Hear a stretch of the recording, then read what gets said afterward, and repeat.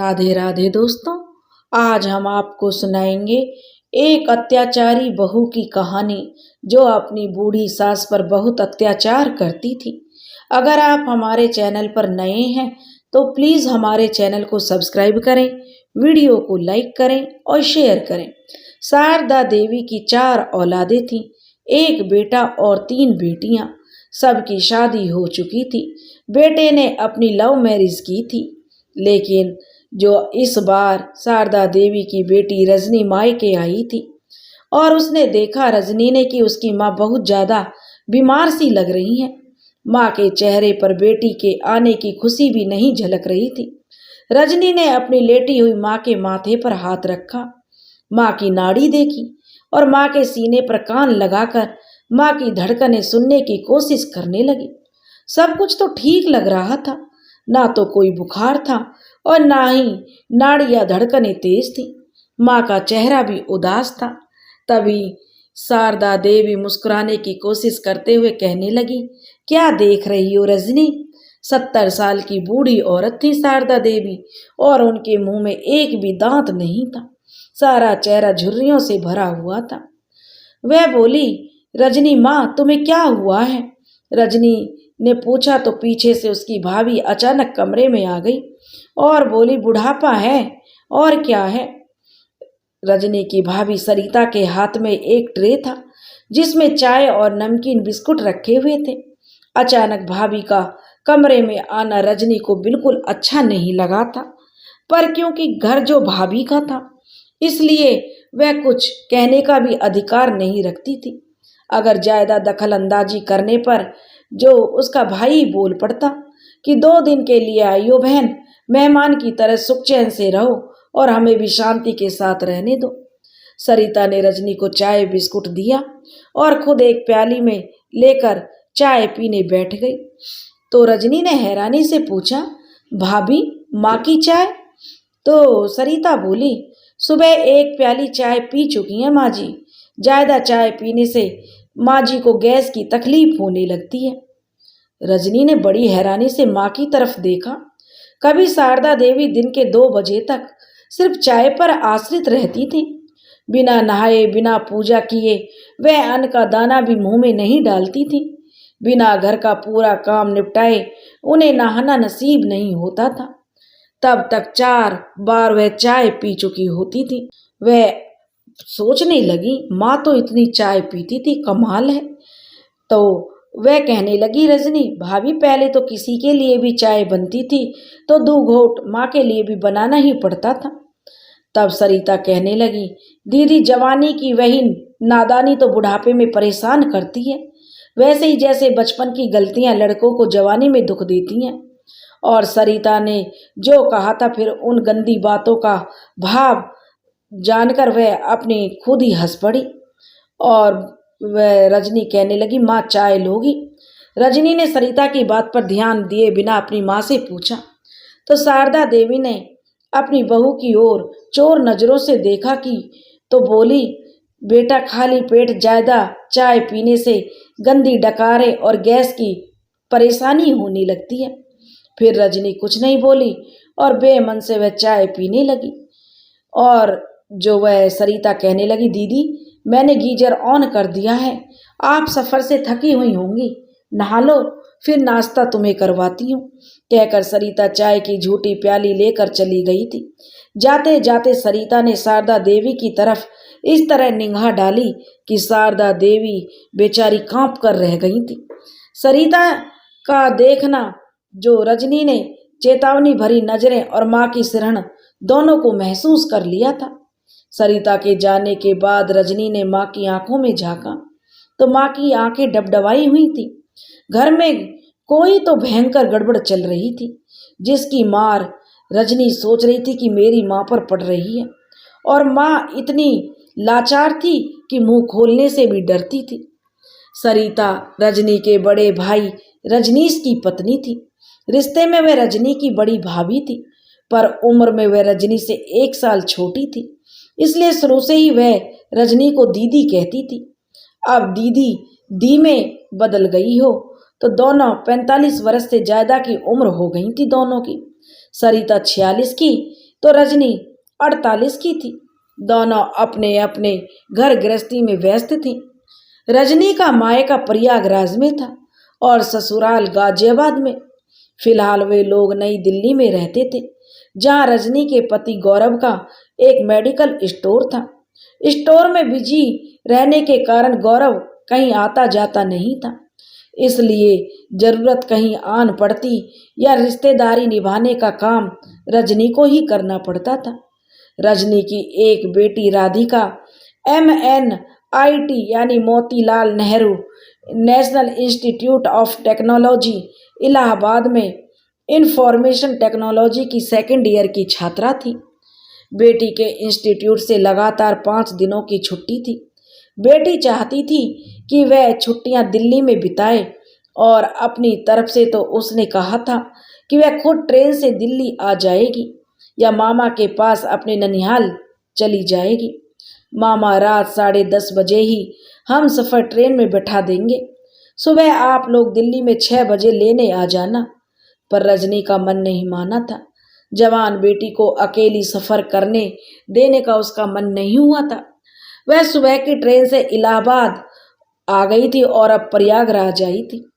रात की ट्रेन से वापस घर लौट जाती। माँ और भाई भाभी से मिलना भी हो जाता, तो इलाहाबाद में कुछ और भी काम था तो वह सब पूरा कर लेती। रजनी ने माँ के बिस्तर को ऊंचा उठाकर तकिया लगा दिया था। माँ के शरीर को वह गौर से देख रही थी। सारा शरीर तो माँ का झुर्रियों से भरा पड़ा था। सिर्फ 5 साल पहले तक, जब तक पिताजी जीवित थे, माँ की हालत ऐसी नहीं थी। तब 65 साल की उम्र में भी उनका शरीर कसा हुआ था और आवाज़ भी बड़ी कड़क थी। पता नहीं 5 साल के इस समय में उम्र ने उन्हें इस तरह तोड़ दिया था कि जैसे ही एकाएक हृदयाघात से वो गुजर चुकी हों। पति के शोक ने शरीर मानो वह पिघल गया था। पति का गम था या कोई और बात। माँ के शरीर की जांच करते समय माँ की जांघ पर रजनी ने हाथ रखा तो माँ की चीख निकल पड़ी, जिसे उसने अपने गले में घोंट लेने की कोशिश की, परंतु एक सिसकारी सी निकल कर रह गई। रजनी चौंक गई। माँ के विरोध के बाद भी उसने माँ की जांघ पर से कपड़े को हटाकर देखा तो वहां पर 1 इंच मोटा और 6 इंच लंबा एक काला निशान दिख रहा था। लगता था कि कोई पुरानी चोट थी जिसमें अभी भी दर्द हो रहा था और चमड़ी पर चोट का निशान काला पड़ गया था। तो रजनी ने पूछा, माँ किसने किया ये? तो माँ कहने लगी, नहीं बेटा, किसी ने नहीं, मैं गिर गई थी। शारदा देवी दुखी थी और वह कुछ और ज्यादा नहीं बोली। रजनी बोली, माँ कोई दवा गोली या इलाज कुछ लिया कि नहीं? तो शारदा देवी बोली, बेटी हड्डी वड्डी नहीं टूटी थी, रजनीश ने पेन किलर दे दिया था तो आराम हो गया था। वो तो मुझे दिख रहा है, रजनी कहने लगी। कितना आराम मिला है तुम्हें? रजनी ने एकदम ताना मारते हुए कहा था और फिर नहाने के लिए चली गई। नाश्ते के दौरान रजनी बोली, भाभी माँ के पैर पर चोट लगी हुई है, उसे किसी डॉक्टर को तो दिखा देती। तभी सरिता बोली, रजनी दी आपके भाई साहब इतना नहीं कमाते कि जरा जरा सी चोट पर डॉक्टरों की लंबी लंबी लाइन में लगकर मोटी मोटी फीस भर सकें। आपके यहाँ क्या है, जीजा जी तो 2 रुपए की गोली 20 रुपया में आराम से बेच लेते हैं। रुपयों की बाढ़ आती है आपके घर में, हमारे यहाँ नहीं आती है। तो रजनी कहने लगी, अगर मैं माँ का इलाज करवा दूँ तो सरिता बोली, आप चाहें तो आप इन्हें अपने साथ दिल्ली लेती जाइए, इतनी सी चोट का एम्स में इलाज करवा दीजिए। हम गरीब भुक्कड़ लोग हैं, हमारे घर में ढंग से खाना भी नहीं है। वहाँ आप इलाज करवाइए, अम्मा को राज रानी बनाकर रखिए, कौन रोकता है आपको? दी आपका क्या है, आपके 2 बच्चे हैं। राधिका की लाखों की पैकेज वाली नौकरी 2 साल बाद कन्फर्म है। बेटा अभी छोटा है, शायद 9वीं क्लास में है, उसका भी कुछ ना कुछ हो ही जाएगा। एक हम हैं, किराने की हमारी छोटी सी दुकान है, घर भी मुश्किल से चलता है। गरीब आदमी के घर बच्चे भी ज़्यादा ही होते हैं। 3 बच्चों का पेट भरना, स्कूल की फीस, ट्यूशन की फीस ऊपर से कोई ना कोई मेहमान भी आ ही टपकता है। कहाँ से करवाऊं अम्मा जी की ऐसी चोटों का इलाज? दी, आपके भैया डॉक्टर के यहाँ लाइन में लगेंगे तो दुकान कौन खोलेंगे? रजनी का मन तो भाभी की बातों से कड़वाहट से भर गया। आलू के पराठे जो बहुत ही स्वादिष्ट बने हुए थे, उसे रजनी ने बेस्वाद हुए लगने लगे थे। किसी तरह वह मन मार कर बचे हुए पराठों को अपने गले से नीचे उतारने लगी। रजनी की खुद की भी मजबूरी थी। दिल्ली जैसे शहर में 2 कमरों के मकान का किराया भी कोई कम नहीं होता था। पति पत्नी के कब्जे में बेडरूम होता था और 9वीं कक्षा में पढ़ने वाला बेटा ड्राइंग रूम कहें या हॉल कहें, लड़के का स्टडी रूम, बेडरूम उस पर कब्जा किए हुए था। राधिका के दिल्ली पहुंचने के बाद पति गौरव को बेटे के साथ रूम शेयर करना पड़ता था। ऐसी हालत में वह माँ को कहाँ रखती, कहाँ सुलाती? खुद के घर में ही कलह शुरू हो जाता। कहते हैं कि दिल्ली वालों का दिल बहुत बड़ा होता है। दिल तो बड़ा होता है दिल्ली में, मगर घर तो छोटा ही होता है। मन में करवाहट भरकर रजनी घर से बाहर निकल रही थी कि पीछे से उसकी सरिता भाभी भुनभुनाते हुए अपनी भाभी की आवाज उसके कानों में पड़ी। मेहमान बनकर आई हो, मेहमान ही रहो, खामा मेरे बसे बसाए घर में दखल अंदाजी करने की कोशिश न करो। रजनी बेचारी खून का घूंट पीकर रह गई थी। रजनी के जाने के 10 मिनट बाद सरिता झाड़ू लेकर शारदा देवी के कमरे में पहुंची। बेचारी बुढ़िया के चेहरे पर डर की परछाइयां साफ दिखने लगी थी। सरिता कहने लगी, क्यों री बुढ़िया, बेटी को देखकर घर की बुराई करती है? याद है ना, एक बार तेरी इसी लाडली के खसम को अंदर करवाया था मैंने।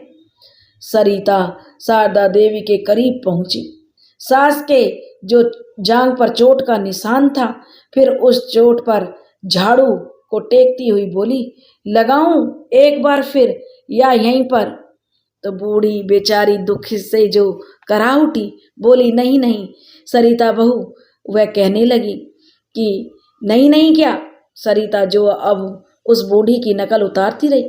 फिर वह बूढ़ी का गला दोनों हाथों में थामकर उसे झंझोड़ती हुई बोली, घर की कोई बात अगर घर से बाहर गई ना बुढ़िया तो खैर नहीं, समझी?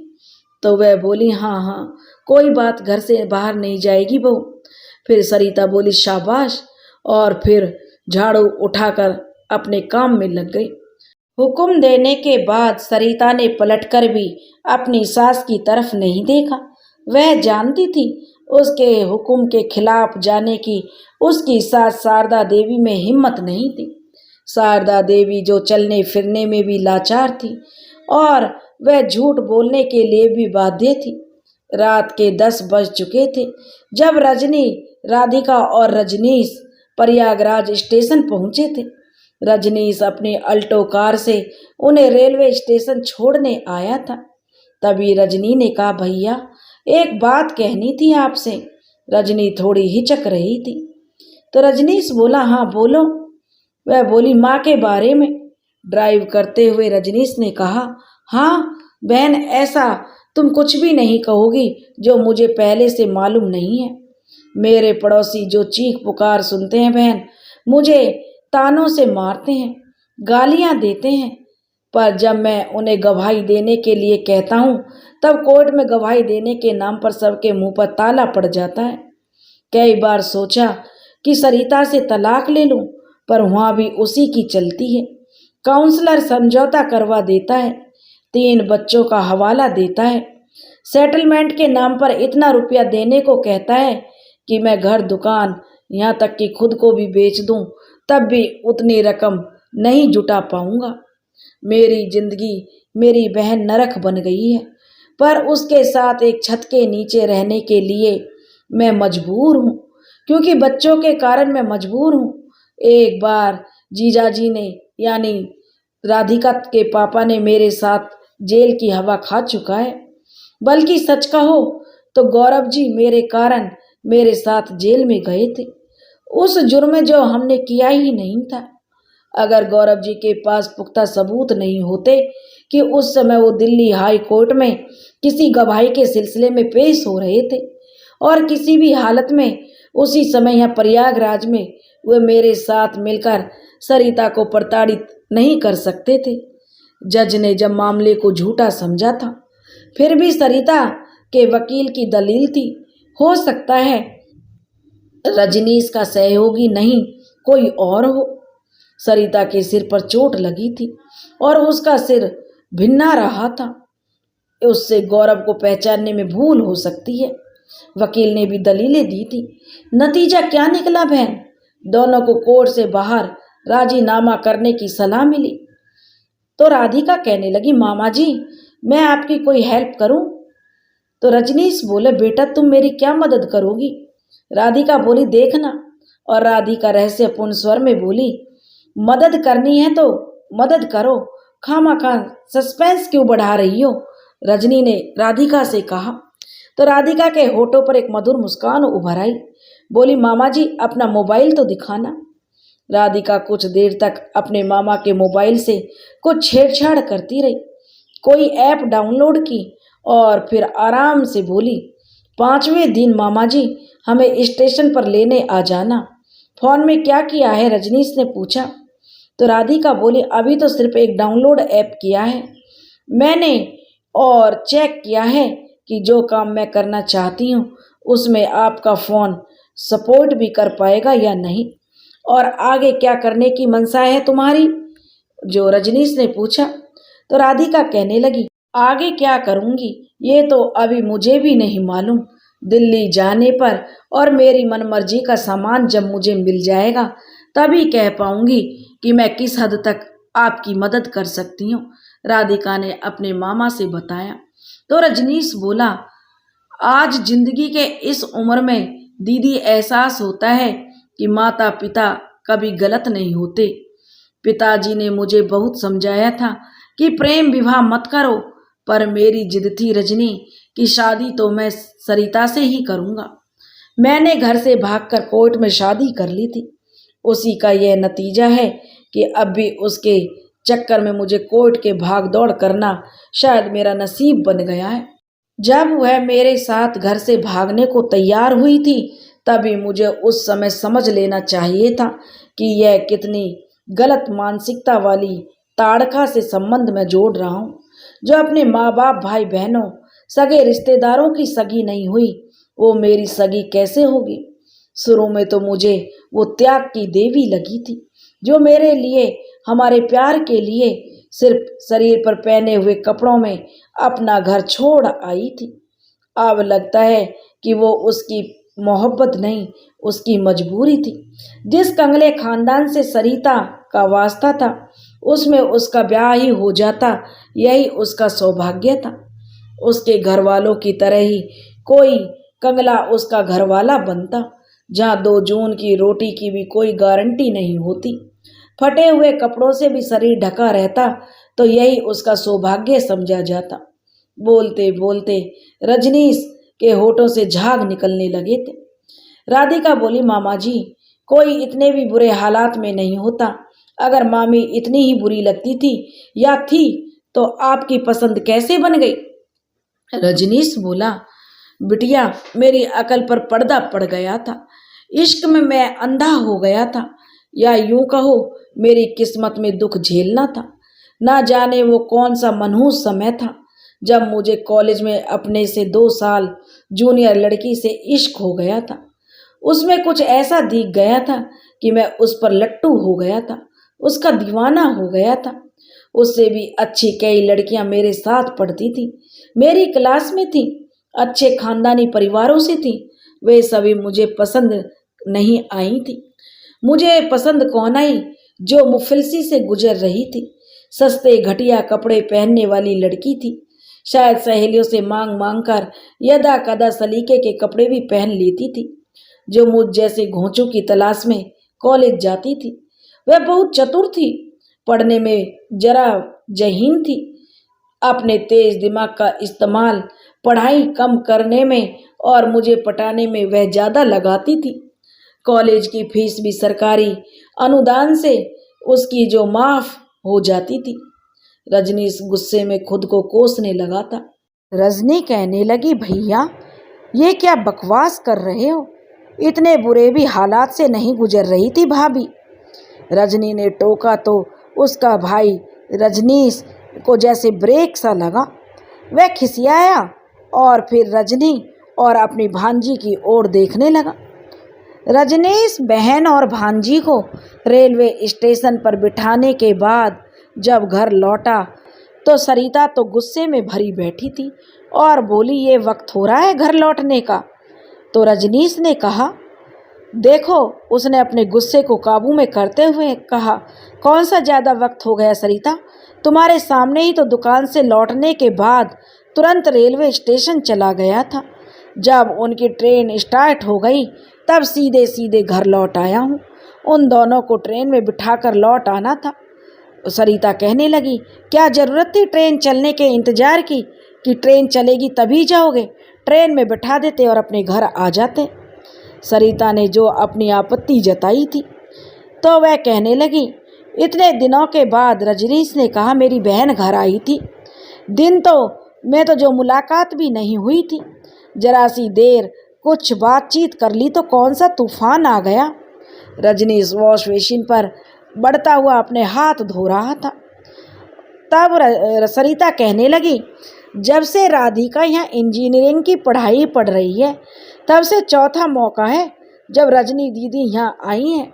सरिता ने अपनी जो जलन बता दी।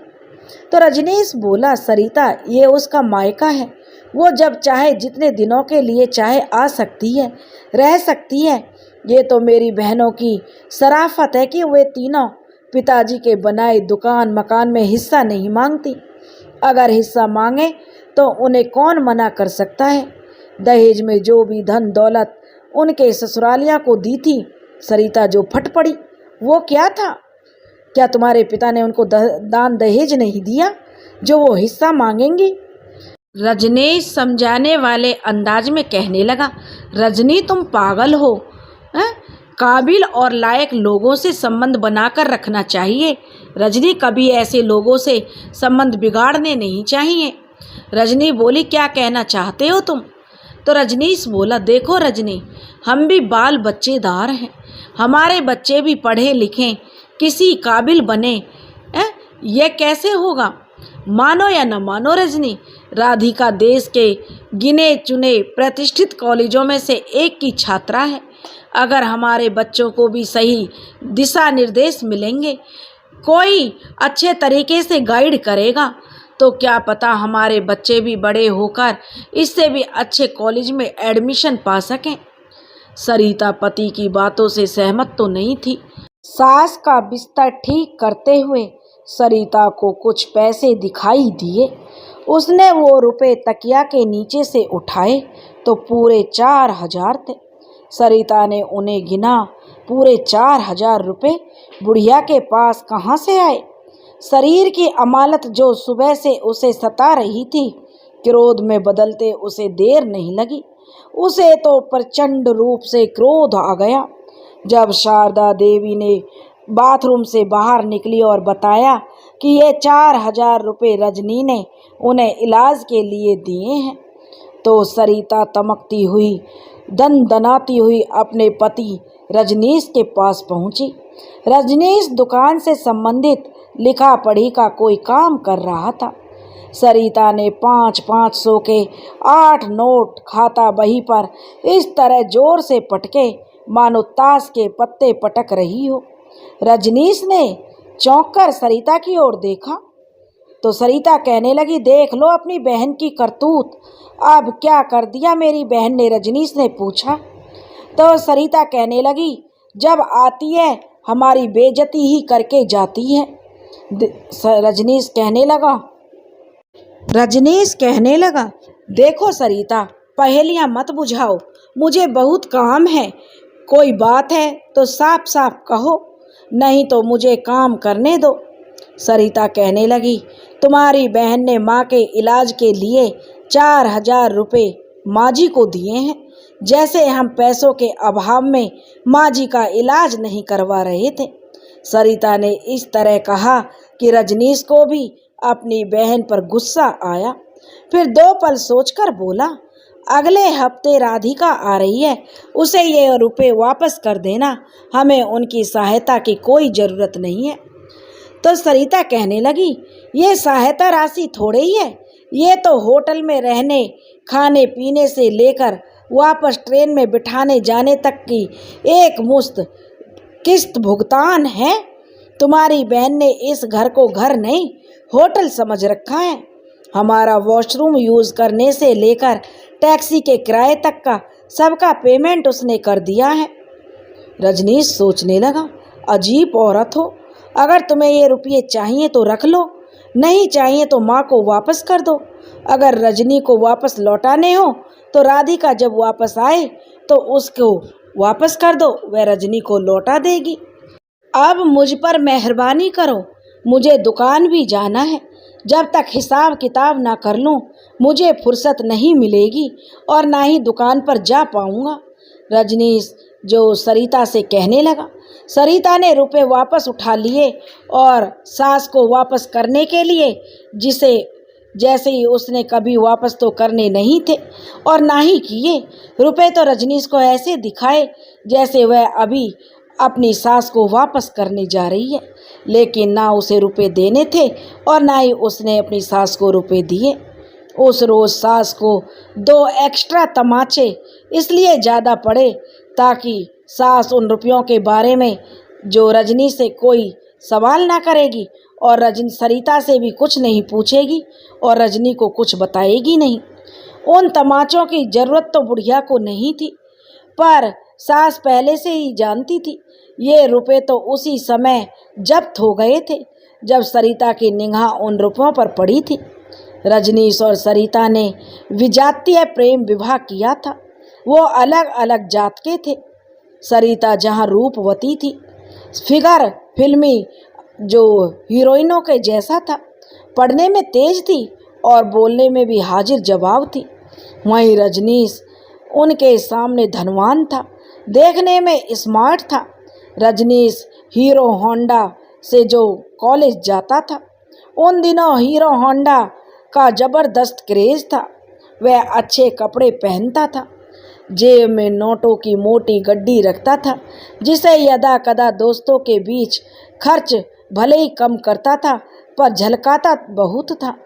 दोनों के पास एक दूसरे को प्रभावित और आकर्षित करने की आवश्यक यंत्र उपलब्ध थे। 2-4 मुलाकातों के बाद दोनों को लगने लगा था कि वो एक दूसरे के लिए ही बने हैं। We are made for each other. विरोध दोनों के परिवार के द्वारा किया जा रहा था, पर सरिता के परिवार के द्वारा विरोध का कारण जहाँ सिर्फ वर्ण व्यवस्था था, जाति का मामला था, वहीं रजनीश के परिवार के पास वजह ही वजह थी। रजनीश 3 बहनों का इकलौता भाई था। वह भाई बहनों में सबसे बड़ा था। कहा जाता है बड़ा भाई पिता के समान होता है, पर यह ऐसा बड़ा भाई था जिसके कारण बहनों के विवाह में अड़चन आने वाली थी। उन दिनों प्रेम विवाह का मतलब सिनेमा और साहित्य में मनोरंजन मात्र था। समाज में जो गिने चुने लोग प्रेम विवाह कर रहे थे, उन्हें समाज उसकी स्वीकृति नहीं देता था। स्वीकृति मिल भी जाती थी तो बहुत देर से मिलती थी। सरिता के पिता की आय बहुत कम थी। बड़ी मुश्किल से उनके घर का गुजारा चलता था। घर भी झुग्गी झोपड़ी से थोड़ा सा ही बेहतर था। घर में फाके तो नहीं थे, पर अच्छा खाना भी जैसे किसी त्योहार का इंतजार कराता था। सरिता शुरू से ही निर्भीक और निडर थी। वह अपनी बात स्पष्ट कह देती थी, उसमें डर नहीं था। अपने घर में अपने माता पिता की आंखों में आंख डालकर वह कह देती थी, मुझे पूरी जिंदगी गरीबी या भिखमंगी में नहीं काटनी है। आप लोग रजनीश जैसा सामर्थ्यवान किसी लड़के से मेरी शादी करा दो या मुझे मेरी शादी रजनीश से करा दो। अगर दोनों ही नहीं कर सकते तो अपने हाथों से मेरा गला घोंट दो। फिर माता पिता का विरोध महज एक अभिनय बनकर रह गया था। दोनों ने मैरिज रजिस्ट्रार के पास जाकर 30 दिन पहले अर्जी लगाई थी। फिर सबके विरोध के बाद कॉलेज के दोस्तों की उपस्थिति में और गवाही के जरिए दोनों का विवाह कर लिया गया था। रजनीश बचपन से ही पिता की दुकान में साथ बैठता था। जब बड़ा हुआ था तब पिता की गैर मौजूदगी में अकेले दुकान भी चलाने लगा था। बाजार में उसकी खुद की जान पहचान हो गई थी। रोजगार के लिए कोई समस्या नहीं थी, बात सिर्फ पूंजी की थी। कुछ धन तो उसने जमा कर रखा था, कुछ जगहों पर उसने पैसों की बात भी कर रखी थी। एक दुकान भी उसकी निगाह में थी। सप्लायर से ज़रूरत पड़ने पर माल भी मिलता रहे, भुगतान के भी कुछ अतिरिक्त दिनों की मोहलत मिल जाती। यह सब उसने पहले से ही सेट कर रखा था। एक नई बिल्डिंग में एक फ्लैट भी उसने किराए पर ले लिया था, जहां विवाह के बाद उन दोनों को रहना था। परंतु बाप आखिर बाप होता है। पिता को रजनीश की सभी बातों का ज्ञान था, पर उसके पिता मजबूर थे। मजबूर भी संतान के सामने ही जो माँ बाप को होना पड़ता है। इकलौते लड़के की जिद के कारण पिता को झुकना ही पड़ा और उसकी उन शर्तों को मानते हुए उसने जो विवाह कर लिया। पर अपनी पत्नी को वह परिवार में नहीं लाएगा। उसके पिता ने उसकी सब शर्तों को मान लिया था, लेकिन बोल दिया था कि विवाह तो तूने कर लिया है, लेकिन तू अपनी पत्नी को हमारे परिवार से दूर ही रखेगा। उसके पिता ने उसी फ्लैट में उसे किराए पर जो उसने लिया था, पिता ने वह फ्लैट अपने नाम से खरीदकर रजनीश को दे दिया था रहने के लिए। सरिता को पहली शिकायत रजनीश से यही हुई, फ्लैट पिता के नाम पर क्यों है, उसके या रजनीश के नाम पर क्यों नहीं है। रजनीश अब भी दुकान पर बैठता था, सारा कामकाज वही देखता था, पर अब वह वहाँ स्वामी की हैसियत से नहीं बल्कि एक कर्मचारी या मैनेजर की हैसियत से जाता था। पिता से उसे उतना ही वेतन मिल जाता था कि उसका खर्चा आसानी से चल जाता था, पर मालिक होने का सुख तब तक उसके हिस्से में नहीं आया जब तक उसके पिता बनवारी लाल बंसल जीवित रहे थे। हालांकि बाद में सरिता को फ्लैट से वर्तमान घर में आने का सौभाग्य छोटी ननंद की शादी हो जाने के बाद ही मिल गया था। कारण भी था दहेज की मांग। छोटी ननंद की शादी में ढेरों दहेज भी दिया गया था और बहुत धूमधाम से शादी की गई थी। शादी के खर्चे पूरे करने के चक्कर में रजनीश और सरिता का फ्लैट बिक गया, उनके हाथों से जाता रहा। पिता ने रजनीश को बताकर सलाह लेकर ही वह फ्लैट बेचा था। सरिता जिसे वह अपना सा फ्लैट लगता था कि यह फ्लैट उसका है, जहां उसे यह लग रहा था कि यह अब उससे कोई नहीं लेगा और उससे उसका आशियाना छीना गया हो, उसके मन में तो विद्रोह आ गया था कि यह उसका फ्लैट है और उससे छीना जा रहा है। मायके वाले जो अब तक उससे मिलने जुलने वहीं पर आते थे, तो उन्होंने भी सरिता को भड़काया। उसे आर्थिक तो नहीं पर नैतिक सपोर्ट जरूर देते थे। मायके वालों और पारिवारिक घर में आना जाना या मिल पाना तो उसके लिए संभव नहीं था, क्योंकि बनवारी लाल बंसल ने मजबूरी में ही सरिता को स्वीकार किया था, लेकिन साफ साफ कह दिया था कि उसके मायके वालों को वह स्वीकार नहीं कर रहे हैं। फ्लैट था तो सरिता अपने मायके वालों से मिल लेती थी, लेकिन बनवारी लाल उन्हें घर में नहीं आने देते थे। इससे पहले रजनीश की मझली बहन की शादी के दौरान सरिता की छोटी बहन की भी शादी तय हो गई। रजनीश ने अपनी पूरी बचत बहन की शादी के लिए अपने पिता को सौंप दी थी। उसी दौरान सरिता की छोटी बहन की शादी तय हो गई। अपनी बचत ननंद की शादी में खर्च होते देखकर सरिता ने जिद की कि जैसे अपनी बहन की शादी में वो पैसों से सहायता कर रहे हैं, वैसे ही मेरी बहन की शादी में भी सहायता करें। रजनीश हैरानी से सरिता की ओर देख रहा था। उसने विरोध किया। सरिता भी लड़ने पर आमादा हो गई थी और क्रोध में जो रजनीश का हाथ सरिता पर उठ गया। बदले में सरिता के हाथ जो आया उसने उसे रजनीश की ओर फेंक कर मारा। रजनीश को चोट लगी। फिर क्या था, रजनीश ने आपा खो दिया और रजनीश ने सरिता को रुई की तरह धुन दिया। खूब चीखी चिल्लाहट हुई। किसी ने पुलिस स्टेशन पर फोन कर दिया। एक स्वयंसेवी वकील साहब भी थाना पहुंच गए। रिपोर्ट लिखवाने के इंतजार में बैठी सरिता से उन्होंने बातचीत की और सहानुभूति के बोल कहे। विस्तार से घटना के विषय में पूछा। जब सरिता ने सच सच सारी घटना बताई तो वकील साहब का माथा ठनका और उन्होंने कहा कि तुम्हें मुकदमा जीतना है या हारना है। सच्ची बात कहकर मुकदमा नहीं जीता जा सकता। सच तो यह है, सच बोलने वालों को मुकदमे की जरूरत ही नहीं होती। फिर वकील के कहने पर सरिता ने दहेज की मांग, घरेलू हिंसा और जो उसने अपने नंदोई के द्वारा बलात्कार का प्रयास और मारपीट, ससुर के द्वारा गंदी नज़र रखना, ननदों के द्वारा अमानवीय व्यवहार, यानी पूरे परिवार को मुकदमे के बीच में लपेटा गया। हर अपराध के लिए धाराएं लगवाई गई। पूरे कुनबे को एक बार हवालात की सैर करवाई गई। इसमें कुछ धाराएं ऐसी थी जिसमें पुलिस को रिमांड भी मिलती थी। ढेरों पैसों खर्च करने के बाद गौरव द्वारा झूठा फंसाया जा रहा था कि गौरव को तो कोई वो ही नहीं था, नंदोई था, इसलिए उसको तो झूठा फंसाया गया। सिद्ध करने के बाद भी हुआ क्या? आपसी रजामंदी हुई। सरिता के हाथ मजबूत हो गए। सरिता का तो आत्मविश्वास बढ़ गया।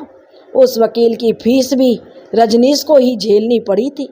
और तो और बाद में सरिता ने घर का माहौल इतना खराब कर दिया था कि रजनीश को मजबूरन कुछ पैसे उधार लेकर साली की शादी में देना पड़ा था। साले और ससुर ने इस रकम को कुछ दिनों के बाद लौटा देने का वादा किया था, पर वो कुछ दिनों बाद क्या, कभी नहीं आया वो दिन जब वो पैसे वापस आए हों। रजनीश को वो रकम अपने पल्ले से चुकानी पड़ी थी। छोटी बेटी की शादी के बाद बनवारी लाल बंसल जी भी समाज में उन्हें कौन क्या कहता है, यह इसकी प्रवाह से वो मुक्ति पा चुके थे। साथ ही बुजुर्ग दंपत्ति को घर में किसी देखभाल करने वाले की जरूरत थी। रजनीश सोचता तो उसकी मर्जी से बाहर जाकर विवाह करने का सुख दुख वो भोग चुका था।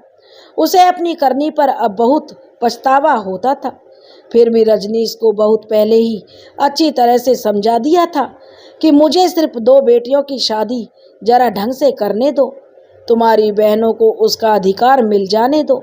मेरी मृत्यु के बाद दुकान मकान और दूसरी जमीन जायदाद रजनीश सब तुम्हारा ही है। उनके पिता ने रजनीश को बहुत प्यार से समझाया था, इसलिए कभी भी दुकान और परिवार के मान सम्मान को नुकसान पहुंचाने की रजनीश ने कोई हिमाकत नहीं की थी। रजनीश नादान नहीं था, इन बातों को खूब समझता था, पर सरिता के मामले में उसका दिमाग कुंद हो जाता था। वह बाद में सरिता से भी उसका मोह भंग हुआ, पर तब तक बड़ी बेटी का जन्म हो चुका था। उन दिनों वो फ्लैट में रहते थे। उस समय प्रसव के दौरान और बाद में भी ससुराल की तरफ से आर्थिक मदद की गई थी। शारीरिक मदद सरिता को उसके मायके से मिली थी। कुछ समय बाद 2 बच्चे, एक बेटी और एक बेटा और पैदा हो गए। सास को पोता पोती से कोई मतलब नहीं था। उन दिनों सरिता खून के घूंट भरकर रह जाती थी। शारदा देवी उनसे ज़्यादा मतलब नहीं रखती थी। बाद में जब फ्लैट बिक गया और रजनीश और सरिता को पारिवारिक घर में रहने का मौका मिला, तब भी सास का रवैया सरिता के प्रति रूखा ही था। वह बहू के साथ मारपीट तो नहीं करती थी, कर भी नहीं सकती थी। बहू ने पूरे परिवार को जेल की हवा खवा के ये मैसेज तो दे दिया था कि मुझसे पंगा मत लेना, पर स्त्री सुलभ कुढ़न से प्रेरित शारदा देवी जब तब छोटे खानदान की है, भुक्कड़ फैमिली की है जैसी बातें सरिता को सुनाने से बाज नहीं आती थी। महिलाओं में मेनोपॉज की उम्र बहुत ही संक्रमण काल जैसी होती है। बहुत से शारीरिक और मानसिक परिवर्तन होते हैं। सामाजिक रुतबा भी बदल जाता है। अब बहू कहलाने की उम्र तो सास की नहीं थी और वह परिपक्व सास बनने जितना अनुभव भी नहीं था। शारदा देवी अपनी नादानियों से सरिता के मन में अपने प्रति विष भर रही थी, नफरत पैदा कर रही थी। जब तक ससुर जी जीवित थे तब तक तो सरिता सब बर्दाश्त करती रही, और जब वो नहीं रहे, असहाय होने पर ज़्यादा से ज़्यादा सरिता अपने सास के साथ बहस कर लेती थी, पर ससुर की मृत्यु के बाद सरिता निर्भीक हो गई। अब उसे किसी भी बात का डर नहीं था। तब तक उसके खुद के बच्चे भी बड़े हो रहे थे, जरूरत पड़ने पर माँ की सहायता कर सकते थे। बहुत से बच्चे अपनी माँ के कहने में रहते थे, और फिर सास से जो झड़प हुई तो नजारा ही अलग था। मोहल्ले में तू तुकार हुई और फिर बहस शुरू हो गई। शारदा देवी ने धक्का देना चाहा तो सरिता ने सिर्फ सास को धक्का देकर गिरा दिया, बल्कि लात जूते से थोड़ी सी पूजा भी अपनी सास की कर दी। उस रोज रजनीश जब रात को दुकान से लौट कर आया, तब शारदा देवी ने सरिता की शिकायत करनी चाही। राजेश, जो माता पिता से पहले ही भरा पड़ा था, उस दिन बरस पड़ा और बोला, माँ, मैंने मेरी जिंदगी में सिर्फ एक गलती की है कि मैंने मेरी पसंद की लड़की से शादी कर ली। पर पता नहीं दुनिया को फर्क पड़ा या नहीं, पर मेरे घर वालों को तो जैसे कयामत आ गई। वो तो शुक्र है कि मैं घर का इकलौता बेटा था, नहीं तो मुझे घर से निकाल फेंका होता बाबूजी की मजबूरी थी कि वो मुझे दूर नहीं भगा सकते थे। अगर 2 बेटे होते तो शायद मुझे घर में घुसने भी नहीं देते। क्योंकि मैं इकलौता था तो माँ बाप की मजबूरी बन गई, नहीं तो सिर्फ घर में ही नहीं, अपनी ज़िंदगी से भी तुम लोग मुझे दूर कर देते। मैं अपनी दुकान में अपना ही नौकर बनकर रह गया। अब बाबूजी से मुक्ति मिली है तो माँ मुझे तलने के लिए तैयार हो गई है। माँ कहने लगी, बेटा, माँ तो आखिर माँ होती है, बेटा माँ की आखिरी उम्मीद था। उस रात शारदा देवी को अनुभव हो गया कि अब वक्त बदल गया है। शारदा देवी, उसका राजपाट जा चुका है। सरिता के व्यवहार के कारण तीनों बेटियां और दामाद वैसे ही नहीं आते थे। शारदा देवी का मनोबल एक बार टूटा तो फिर कभी नहीं जुड़ा। रात को सोने से पहले रजनीश ने सरिता को समझाया कि माँ से उलझा मत कर, मकान दुकान सब कुछ माँ के नाम है।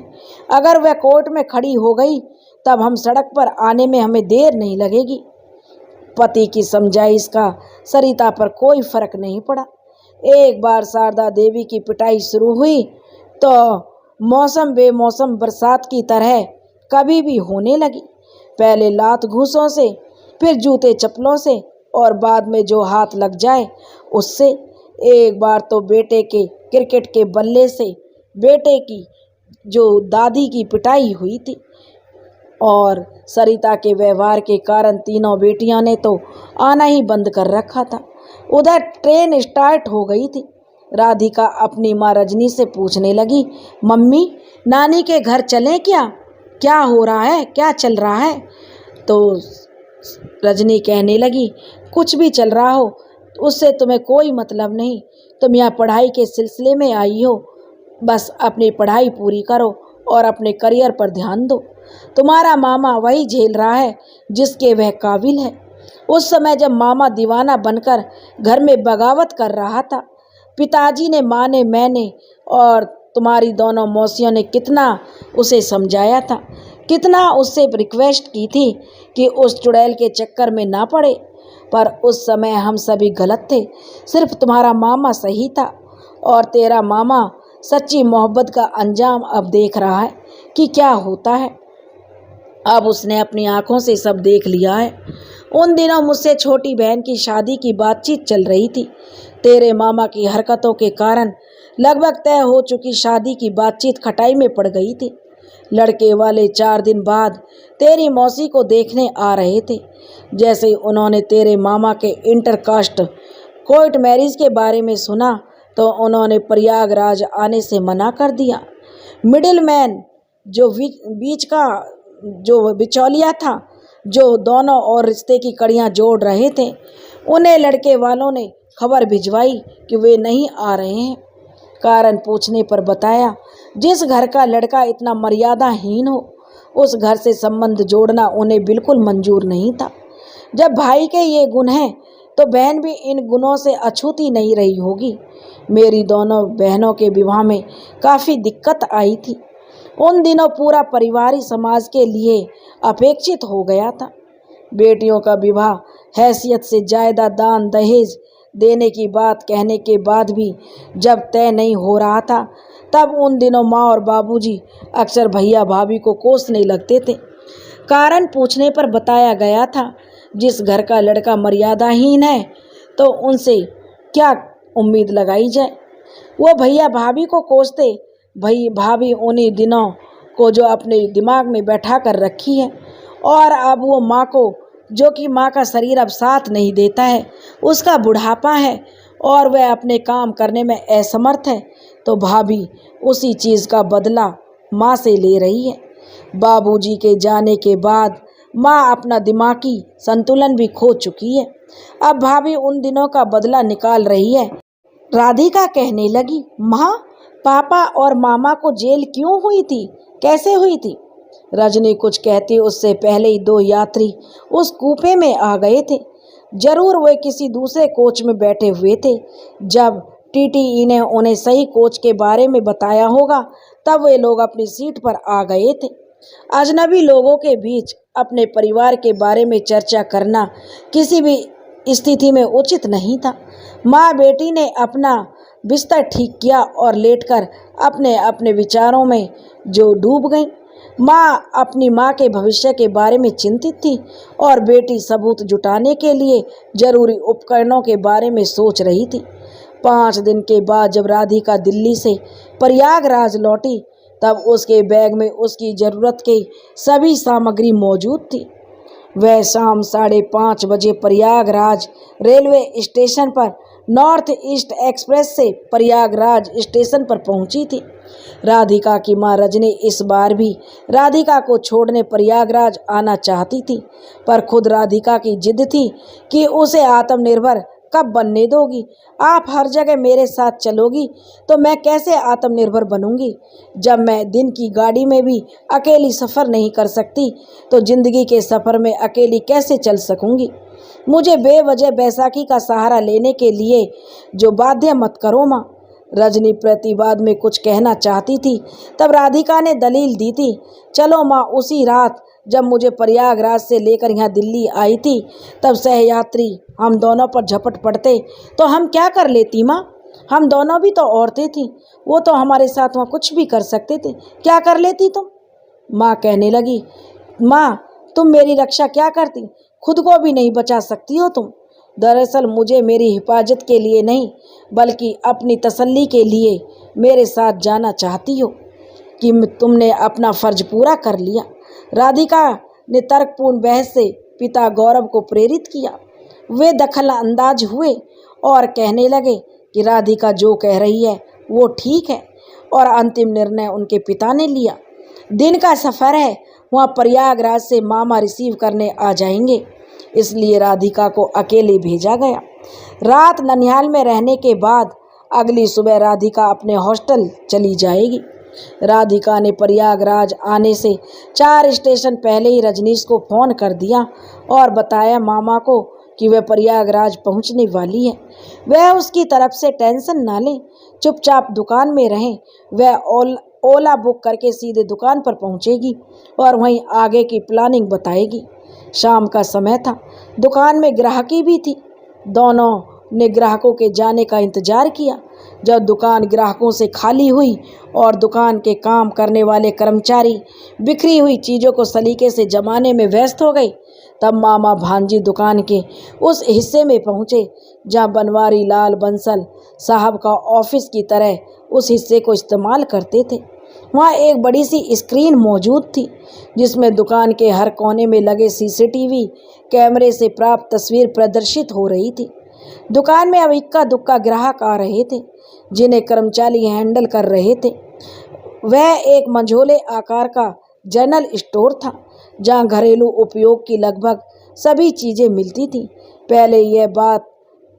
मामा कहने लगे, पहले यह बता राधिका, भूख लगी है, कुछ खाओगी क्या? रिवॉल्विंग चेयर पर बैठते हुए रजनीश ने राधिका से पूछा था। तब राधिका रजनीश से कहने लगी, मामा, पहले काम की बात कर लें। अगर फिर दुकान में भीड़ हो गई तो आप उधर काउंटर पर चले जाओगे। तो रजनीश बोला, हाँ, तुम कह तो सही रही हो, तुम दिल्ली से मेरे लिए कोई ख़ास चीज़ लाई हो? तो राधिका बोली, हाँ। तो रजनीश बोला, क्या है वो ख़ास चीज़? राधिका कहने लगी, मामा जी, मैं आपको एक ऐसी चीज दूंगी जिससे आपके पास मामी के खिलाफ सबूतों का खजाना इकट्ठा हो जाएगा। राधिका लगभग फुसफुसाती हुई बोली थी। तो रजनीश बोला, कोई कैमरा वगैरह तो नहीं लगाना चाहती हो?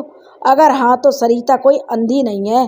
राधिका पहले ही दिन कैमरा को उखाड़ कर फेंक देगी और फिर घर में महाभारत का वो एपिसोड शूट होगा कि हमारे देवता पनाह मांगते रह जाएंगे। ऐसा कुछ नहीं होगा। राधिका कहने लगी, मामा जी, किसी को पता भी नहीं चलेगा कि कैमरा लगा भी है या नहीं, और वायर उसमें होगा ही नहीं, क्योंकि मामी वायर देख के ही तो कैमरा उखाड़ के फेंकती, लेकिन उसमें कोई वायर नहीं होगा। ये देखो। राधिका ने अपने लगेज की ओर देखा और फिर ट्रॉली बैग में से एक छोटा सा पैकेट निकाल कर ले आई। मामा के सामने सावधानी से पैकेट खोला और कुछ यंत्र निकाल कर मेज पर रखे। फिर कमीज के बटन से भी छोटे आकार का एक कैमरा उसमें से निकाल कर दिखाया और इसे कहने लगी, मामा जी, जहाँ मर्जी हो वहाँ लगा देना। कमरे में जो गोदरेज की अलमारी रखी है उसके ऊपर कुछ कबाड़ सा रखा हुआ है, मैं उसी कबाड़ के बीच कमरे का बाकी डिवाइस छुपा दूंगी। कैमरे का कंट्रोल आपके मोबाइल में ऑपरेट होगा। आप थोड़ा सा आपको वक्त देना होगा। जो काम की बात लगे उसे सेव करके अलग रख देना, बाकी डिलीट कर देना। डिवाइस में 8 टीबी का मेमोरी स्टोरेज है जहां ऑटोमेटिक डाटा सेव होता है। पावर के लिए इसमें लिथियम बैटरी भी है, जिसे 4 दिन में भी चार्ज कर लेंगे तो आपका काम चलता रहेगा। बिना किसी को पता चले ये चार्ज होगा कैसे? रजनीश बोला, तो किसी बल्ब या ट्यूबलाइट के कनेक्शन में इसे चार्ज करने की भी व्यवस्था कर दूंगी मामा जी। रिकॉर्डेड वीडियो डिवाइस के स्टोरेज में सेव होगा, आपके मोबाइल स्क्रीन पर प्ले होगा। आप चाहें तो अपने मोबाइल में सेव कर सकते हैं। साथ ही बैटरी और स्टोरेज काफ़ी देर तक काम कर सकते हैं। इसके लिए मामी के चेहरे का फ़ोटो लेकर सेंसर से भी कनेक्ट कर दूंगी। जैसे ही मामी कमरे में आएगी रिकॉर्डिंग शुरू हो जाएगी और मामी की गैर मौजूदगी के 2 मिनट बाद कैमरा बंद हो जाएगा, जिसे 4 दिन में भी चार्ज कर लेंगे। सिर्फ 15 मिनट में जो आपको इन सब का ऑपरेट कैसे करते हैं उसे मैं आपको बता देती हूँ। फिर वाकई अगले 15 मिनट में रजनीश ने एक एनआईटी इंफॉर्मेशन टेक्नोलॉजी की दक्ष छात्रा के सानिध्य में किसी प्रोफेशनल की तरह कैमरा ऑपरेट कर रहा था। वह उसकी बारीकियां समझ रहा था, कैमरे और ब्लूटूथ की रेंज डिस्कस कर रहा था। यह कैमरा तुम कहाँ से लाई हो? रजनीश ने राधिका से पूछा। कैमरे की परफॉर्मेंस और पिक्चर और साउंड क्वालिटी देखकर रजनीश तो मंत्रमुग्ध हो गया और उसने पूछा, दिल्ली के इलेक्ट्रॉनिक्स मार्केट में अब आप अपना तामझाम संभालो और घर में जब कभी मौका मिले तो कमरों में इंस्टॉल कर देना। और अब आप मुझे मामा जी इजाज़त दीजिए। रजनीश बोला, इजाज़त? कहाँ की इजाज़त? तो वह कहने लगी, हॉस्टल जाने की। रजनीश बोला, पागल है, रात होने वाली है, इस समय तुम्हें हॉस्टल भेजूंगा तो तेरी माँ मेरी जान खा जाएगी। राधिका बोली, मामा, ओला से 1.25 घंटे का सफ़र है, मैं रात में अपने कमरे में आराम से सो जाऊंगी। रजनीश बोला, राधिका, थोड़ी देर यहीं रहो, तुम्हारी पसंद की कोई चीज़ मंगवाता हूँ, खाओ और टाइम पास करो। रात में मैं माँ के कमरे में सोना, वहीं अपने हाथों से यह सब इंस्टॉल कर देना और कल सुबह मैं खुद अपनी गाड़ी से तुम्हें तुम्हारी कॉलेज छोड़ आऊँगा। अगर राधिका कहने लगी, मुझे रात में नानी के साथ ही रहना है तो मुझे आप कोई ऑटो या ओला बुक करवा दीजिए, मैं घर जाकर कुछ काम करूँगी। रजनीश ने एक नौकर को बुलाया और उसे कार की चाबी देकर राधिका को घर छोड़कर आने को कहा। राधिका अपने ननिहाल पहुंची तो ममेरे भाई बहनों ने उसे घेर कर बिठा लिया। मामी अंदर जलन से कुढ़ रही थी, पर राधिका 17 साल की तो थी ही, नहीं तो उसका राधिका पर बस चलता शायद। चाय नाश्ते के बाद राधिका ने एक खाली कमरे की मांग की। क्यों? तो सरिता ने पूछा।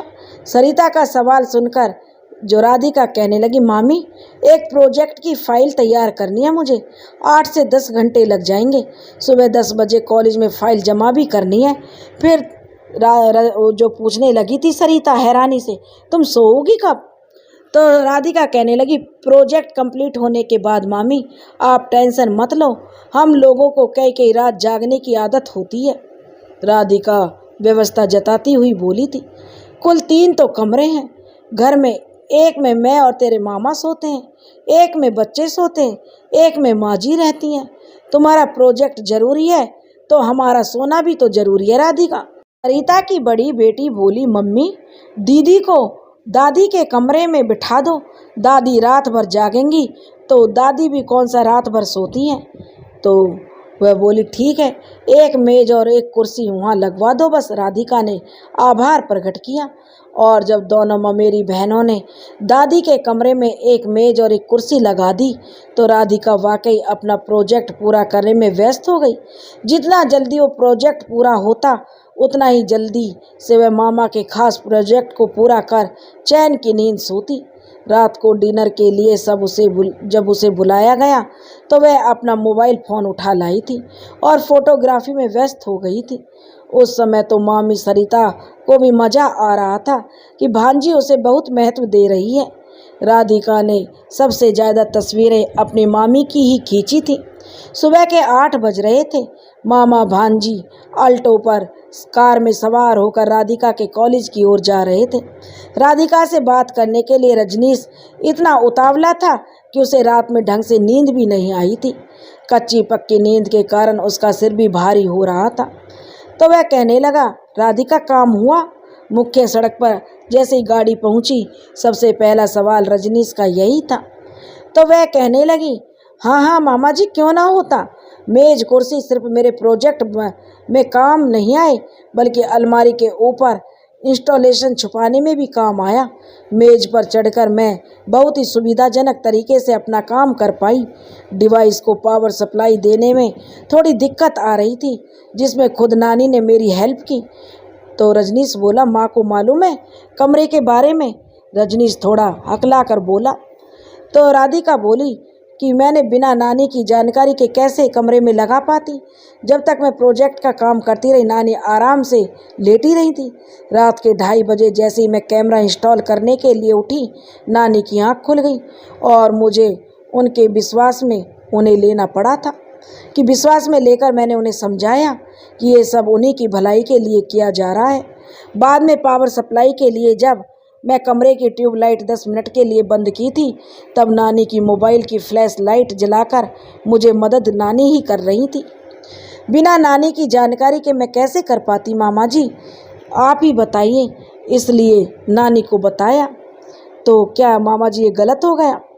बोला, हाँ ये गलत हो गया। रजनीश अफसोस जताने लगा। देख लेना राधिका, तुम्हारा भंडा फोड़ तुम्हारी नानी ही करेगी। वैसे तो ये होने से रहा, राधिका कहने लगी, पर यदि हो भी गया तो परवाह किसे है, कहीं सरिता तुम्हारे पीछे न पड़ जाए, रजनीश ने कहा। तो राधिका कहने लगी, पढ़े तो पढ़े, इसमें मुझे क्या, पढ़ने के लिए वो मेरे कॉलेज तो उन्हें आना पड़ेगा, जहाँ उन्हें पता चलेगा कि कॉलेज में पढ़ने वाली लड़कियाँ सिर्फ पढ़ने में होशियार नहीं, सबक सिखाने में भी माहिर होती हैं। और रजनीश बोला, सिर पर एक बाल भी सलामत मिल जाए तो मेरा नाम बदल देना, मुझे फिक्र हो रही है तेरी राधिका। राधिका कहने लगी, आप फिक्र मत करो मामा और अपना मोबाइल दो। रजनीश ने राधिका को अपना मोबाइल दे दिया। अभी घर का पिक्चर दिखाती हूँ, राधिका कहने लगी। कहकर राधिका ने मोबाइल के साथ कुछ छेड़छाड़ शुरू कर दी। थोड़ी देर बाद राधिका ने रजनीश को उसका मोबाइल दिखाया। स्क्रीन 2 भागों में बटा हुआ था। एक भाग बिल्कुल डार्क था, दूसरे भाग पर पलंग पर बैठी हुई माँ की स्पष्ट तस्वीर दिखाई दे रही थी। और कैमरा 2 लगाए गए हैं क्या? रजनीश ने पूछा। सीसीटीवी कैमरे के बारे में जो मेरी बहुत जानकारी रखने वाली जो राधिका ने पूछा रजनीश से। हाँ, एक को सेंसर मामी के फेस से है और दूसरा नानी के फेस से। जब दोनों ही कमरे की रेंज में नहीं रहेंगी तब स्क्रीन बिल्कुल ब्लैक दिखेगी, राधिका ने कहा और फिर एक बार फिर मामा के मोबाइल में कुछ छेड़छाड़ करने लगी। चुपके से उसने अपना मोबाइल चेक किया। नानी के कमरे का दृश्य अब उसके मोबाइल पर भी दिख रहा था। कैमरा 2 लगाए थे और उसने अपने फ़ोन से भी कनेक्ट किया था। राधिका के जाने के बाद सरिता अपनी सास के कमरे में जो मेज और कुर्सी जो अभी भी उसी कमरे में थी, उन पर निगाह पड़ते ही सरिता भड़क उठी। बढ़ियाई महारानी प्रोजेक्ट वाली, इतना ही पढ़ने का शौक था तो मेरे घर क्यों आई थी, सीधे हॉस्टल चली जाती। भुनभुनाती हुई सरिता पहले कुर्सी और फिर मेज कमरे से निकालकर उन्हें उनकी सही जगह पर पहुंचाने लगी। शारदा देवी खामोश रहना ही उसने उचित समझा था। एक तो राधिका द्वारा दिया गया ज्ञान से वह आश्वस्त थी कि जल्दी उनके दिन बदलने वाले हैं। दूसरा, बार बार की लड़ाई के बाद शारदा देवी समझ गई थी 70 साल की इस उम्र में अपने से 24 साल छोटी बहू से लड़ाई में वो जीत नहीं सकती। जब हार पहले ही निश्चित हो तो पंगे लेना उचित नहीं। शारदा देवी जब अपने कमरे की सफाई कर रही थी तब उन्हें वायर के छोटे छोटे टुकड़े स्विच बोर्ड के पास गिरे हुए मिले। रात में जब सभी सो रहे थे तो राधिका और वह खुद पर वायर छीलकर कनेक्शन कर रहे थे, तब ये टुकड़े जमीन पर गिरे थे। शारदा देवी ने वो टुकड़े उठाए और उन्हें फिर बारीकी से कमरे का मुआयना करने लगी और चश्मा पहन लिया था ताकि किसी भी हालत में सरिता को पता नहीं होने देना चाहती थी। अगले 7 दिन तक छुटपुट घटनाओं के अलावा कुछ विशेष नहीं हुआ था। राधिका अपने कॉलेज में व्यस्त थी, रजनीश अपने कारोबार में और घर का हर सदस्य अपने अपने दैनिक कार्यों में व्यस्त था। 50 साल की उम्र में अब जब कभी रजनीश अपने बारे में सोचता था तब पछताने के अलावा उसके पास कुछ नहीं था। जब कभी बड़ी हो रही बेटियों के भविष्य या उनके बारे में विचार करता था तब उसे समझ आता था कि क्यों उसके पिता इस विजातीय विवाह के खिलाफ थे, क्यों पिता उसकी बहनों के विवाह तक उसे अपने पारिवारिक घर से दूर रखे हुए थे। रजनीश राधिका का बहुत मान रखता था। राधिका परिवार की अगली पीढ़ी यानी पहली संतान थी। अब उसने अपनी मेहनत से अपना भविष्य सुरक्षित कर लिया था। जब कभी बड़ी हो रही बेटियों के भविष्य या उसके विवाह के बारे में वो सोचता तो वह चाहता था कि मेरी बेटियों के साथ ऐसा ना हो। रजनीश चाहता था कि उसकी बेटियां भी राधिका की तरह उच्च शिक्षा प्राप्त करें और उस मुकाम पर पहुंच जाएं जहां किसी की मजाल नहीं होती कि वे उनके धर्म या जाति पर कोई सवाल उठा पाते। सफल व्यक्तियों में कौन उसकी जात पूछता है, पूरा शहर ही उसे अपने करीबी बताता है। उस दिन सरिता का मूड खराब था। रजनीश सुबह सुबह नाराज होकर दुकान चला गया था। हुआ ये था कि सुबह सुबह सप्लायर का ट्रक आने वाला था। रजनीश ने 7 दिन पहले ही जो 2 लाख रुपए जो रखने के लिए उसको सरिता को दिए थे। पैसों की ज़रूरत कब है ये बताया नहीं था। कल शाम को ही सरिता का भाई सिर्फ 2 दिन के लिए 20,000 रुपये मांगकर उधार ले गया था। उसने वादा किया था वेतन मिलते ही सबसे पहले वो 20,000 रुपये लौटाने आएगा। यह कोई नई बात नहीं थी। वह महीने के आखिरी दिनों में अक्सर 2-4 दिनों के लिए उधार ले जाया करता था, पर यह पहली बार हुआ कि भाई पैसे लौटाता उससे पहले ही रजनीश ने रुपये मांग लिए थे। व्यापारी के घर में नगद रुपये रहना कोई बड़ी बात नहीं है। आड़े वक्त कब ज़रूरत पड़ जाए किसे मालूम होता है। रजनीश ने एटीएम से पैसे निकालकर सप्लायर को तो दे दिए, पर बात यह हुई कि रजनीश का कहना था कि तुमने सरिता से कहा कि तुमने मुझे पूछना भी ज़रूरी नहीं समझा, और सरिता कह रही थी क्या मेरी औकात 20,000 रुपये की भी नहीं है। बेटा, रजनीश भूखा प्यासा दुकान चला गया था, इसलिए शारदा देवी थोड़ी गुस्सा थी। वह भुनभुनाने के अलावा कर भी क्या सकती थी। और इसी दरमियान सरिता शारदा देवी के लिए नाश्ता लेकर आई थी। नाश्ता देखकर शारदा देवी भड़की। जिसे खिलाकर भेजना था उसे तो नाराज़ करके भेज दिया। तुम्हें खाना है तो खा, नहीं तो दिन भर भूखी छोड़ दूंगी, सरिता अपनी सास से कहने लगी। संगीता गुस्से में बोली थी और पलंग पर बैठी शारदा देवी के सामने बदतमीजी से नाश्ते की प्लेट इस तरह पटक कर रख दी थी जैसे फेंक कर दी हो। शारदा देवी को भी गुस्सा आ गया। वह कहने लगी लौट जा, और वह जो सरिता पर व्यंग करती हुई बोली बुढ़ापा आ गया है, खुद की बेटी ससुराल जाने की उम्र हो गई है और अभी तक मायके का मोह नहीं छूट रहा तेरा सरिता। सुबह से भरी पड़ी सरिता का संयम का बांध टूट गया। बिफर पड़ी वो और फिर शारदा देवी पर कयामत बनकर टूट पड़ी। नाश्ते का प्लेट अब जमीन की धूल चाट रहा था। पहले लात घूंसों से जमकर शारदा देवी की पिटाई की। शारदा देवी को भी गुस्सा आ गया था, लेकिन कर क्या सकती थी। शारदा देवी बेचारी जो सरिता के हाथों खुद पिटेने जाने पर दुख से करहाने लगी। तब तक बेटे का जो क्रिकेट का बैट लेने सरिता गई थी। जब ढूंढने से उसे क्रिकेट का बल्ला नहीं मिला, तब गुस्से में पानी गर्म करने वाला इमर्शन रॉड ले आई थी और उसका प्लग सॉकेट में डालकर शारदा देवी को जलाने की कोशिश की। इमर्शन रॉड तो फौरन गर्म होने लगा था, पर वायर इतना बड़ा नहीं था कि वह डायरेक्ट शारदा देवी तक पहुंच पाता। देखता हुआ इमर्शन रॉड देखकर शारदा देवी बुक्का फाड़कर चिल्लाई, चीखी तो बहुत खूब चीखी, लेकिन चीख से सरिता का क्रोध में और बढ़ावा किया। उसका क्रोध और बढ़ गया था। अब सरिता का खुद का हाथ दुखने लगा था। तब तक उसने उसे बहुत मारा था। जब सरिता का खुद का हाथ दुखने लगा तो वह बेटे का क्रिकेट बैट लेकर आई थी, लेकिन बैट भी नहीं मिला और वह जो इमर्शन रॉड लेकर आई थी।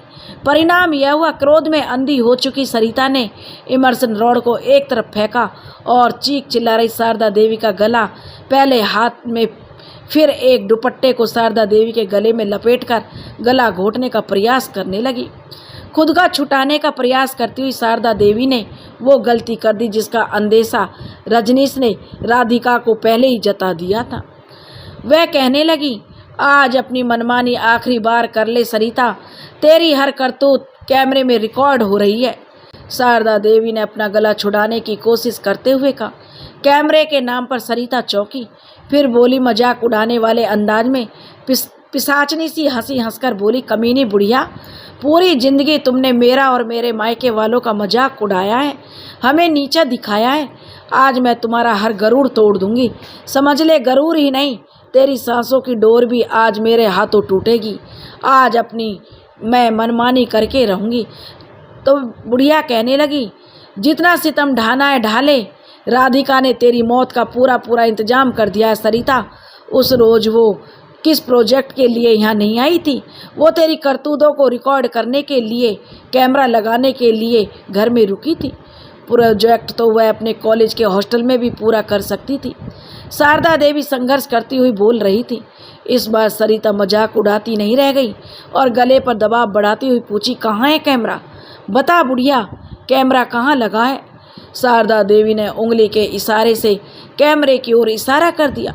सरिता दीवार पर चिपके बिंदी के आकार के कैमरा को देखकर एक बारगी तो उसे विश्वास ही नहीं हुआ कि इतना छोटा भी कोई कैमरा होता है। पर जब शारदा देवी ने अलमारी और ट्यूबलाइट की ओर दिखाकर हंसते हुए कहा तो बिजली के बारीक तार के सहारे वह रिकॉर्डिंग और डिवाइस सेटिंग तक मिनटों में पहुंच गई। एक बार उन यंत्रों तक पहुंची तब सबको नोचकर उसने अपने काबू में ले लिया। फिर उन्हें नष्ट करने के लिए सिलबट्टे पर कूट सा दिया। अपनी समझ से उस डिवाइस को नष्ट करने के बाद सरिता का क्रोध एक बार फिर अपने जो जलाल पर पहुंच चुका था। वह उसी सिलबट्टे को उठाकर शारदा देवी के कमरे में आई। इससे पहले कि जमीन पर गिरी पड़ी सुबक रही शारदा देवी का सिर भारी सिलबट्टे से कुचलकर वह शारदा देवी की ई लीला समाप्त कर पाती। शारदा देवी की हृदय विदारक चीखें सुनकर पहुंचे लोगों में से कुछ लोग आगे बढ़े और फिर कई बलिष्ठ हाथों ने सरिता को दबोच लिया था। आनन फानन में फ़ोन करके पुलिस और रजनीश को बुलाया गया। पहले रजनीश फिर पुलिस घटनास्थल पर पहुंचे। शारदा देवी लगभग बेहोशी की हालत में ज़मीन पर पड़ी हुई थी और सरिता वहीं ज़मीन पर बैठी हुई घायल शेरनी की तरह सामने खड़े पड़ोसियों पर गुर्रा रही थी। कमरे में सिलबट्टा एक और पड़ा हुआ था और अलमारी के ऊपर रखा हर चीज़ कमरे के फर्श पर बिखरी पड़ी थी। रजनीश भागता भागता दुकान से घर लौटा था। घर में पहुंचते ही कैमरे और उसके डिवाइस के अंजाम से बेखबर हो चुका था। डिवाइस के टुकड़े सिलबट्टे वाली जगह पर बिखरे हुए थे। रजनीश ने उन्हें उठाया और एक और रख दिया। डिवाइस में अगर कुछ रिकॉर्ड हुआ भी था तो उसे अब रिकवर करना आसान नहीं था। पुलिस आई और शारदा देवी को अस्पताल और सरिता को हवालात ले गई। रजनीश मूर्ख दर्शक बना हुआ था। उसे तो कुछ समझ नहीं आ रहा था वह करे तो क्या करे। माँ तो मृत्यु शैया पर थी और पत्नी उम्र कैद की राह में। डिवाइस के टुकड़े सिलवट्टे वाली जगह पर बिखरे हुए थे। प्रत्यक्षदर्शियों के अनुसार पुलिस को बयान दिया गया कि सरिता को नहीं पकड़ते तो वह भारी सिलबट्टे से अपनी सास शारदा देवी का सिर कुचलकर उसे मार देती। रजनीश के तीनों बच्चे स्कूल से आ चुके थे। कभी वह अपने मोबाइल को देख रहा था तो कभी अपने बच्चों को। मोहल्ले के पत्रकार रजनीश से मिलना चाहते थे। रजनीश उनसे नहीं मिला तो पड़ोसियों के बयान लेकर अस्पताल में शारदा देवी का बयान लेने वो पहुंच रहे थे। और रजनीश ने ऐसे जुबान बंद कर ली थी मानो वह बचपन से बहरा गूंगा रहा हो। शारदा देवी की हालत गंभीर थी। उन्हें बहुत बुरी तरह से मारा पीटा गया था। पड़ोसियों ने ही राधिका की मां रजनी और दोनों मौसियों को फ़ोन पर उनकी मां के साथ हुए हादसे की खबर कर दी थी।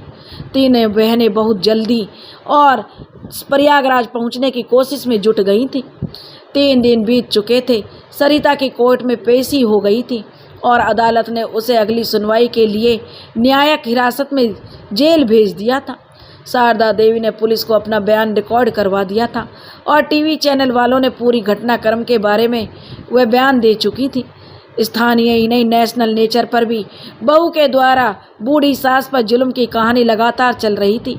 घर में रजनीश के तीनों बच्चे, तीनों बहनें और उनके पति मौजूद थे। 3 दिन बीत चुके थे। सरिता जो जेल में थी, राधिका परेशान थी कि टीवी पर सीसीटीवी फुटेज की बात क्यों नहीं हो रही है। टीवी वाले सिर्फ नानी के बयान को क्यों दिखा रहे हैं, मामी की क्रूरतापूर्ण वीडियो फुटेज क्यों नहीं दिखा रहे हैं। वह टीवी के हर न्यूज़ चैनल को बारी बारी चेक कर रही थी। किसी भी चैनल पर वो फुटेज नहीं दिखाए गए थे। मामा अपने वो फुटेज पुलिस को नहीं दिए थे क्या, राधिका ने पूछा। उत्कंठा से राधिका मरी जा रही थी। सोच रही थी आखिरकार वह मामा से पूछ ही लिया। तो उसके मामा ने पूछा कौन से फुटेज, और राधिका ने विस्तार से बताया तो सबकी निगाहें राजेश पर जा टिकी। राधिका परेशान थी कि मामा ऐसा व्यवहार क्यों कर रहे हैं। संगीता ने वो रिकॉर्डिंग सिलबट्टे कुचल कर नष्ट कर दिए थे।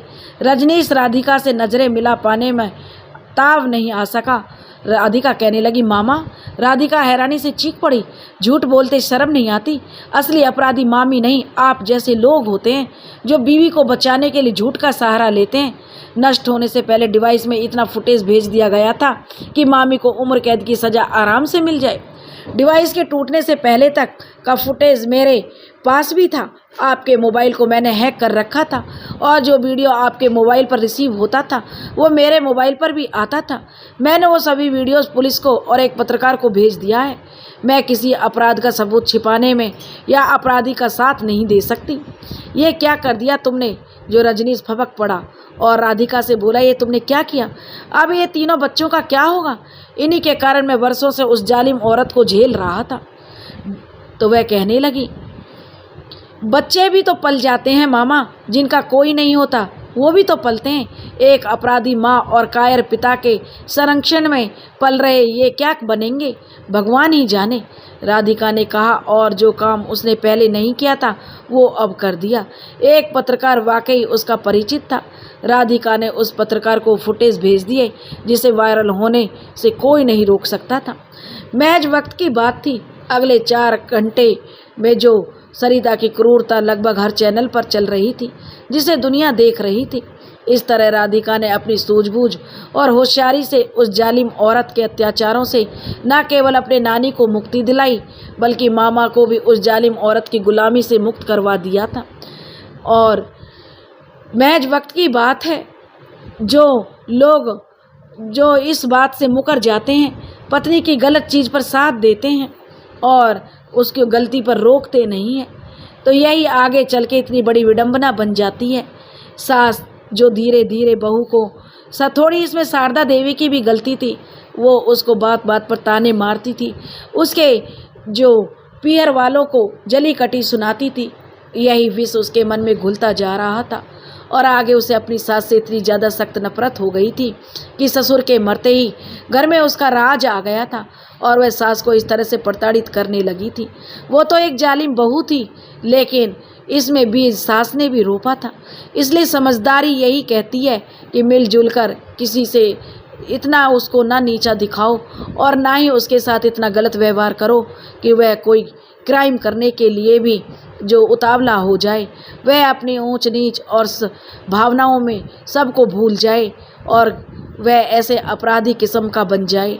दोस्तों, अगर आपको हमारी कहानी पसंद आई हो तो प्लीज़ हमारे चैनल को लाइक करें और वीडियो को लाइक करें, चैनल को सब्सक्राइब करें। राधे राधे।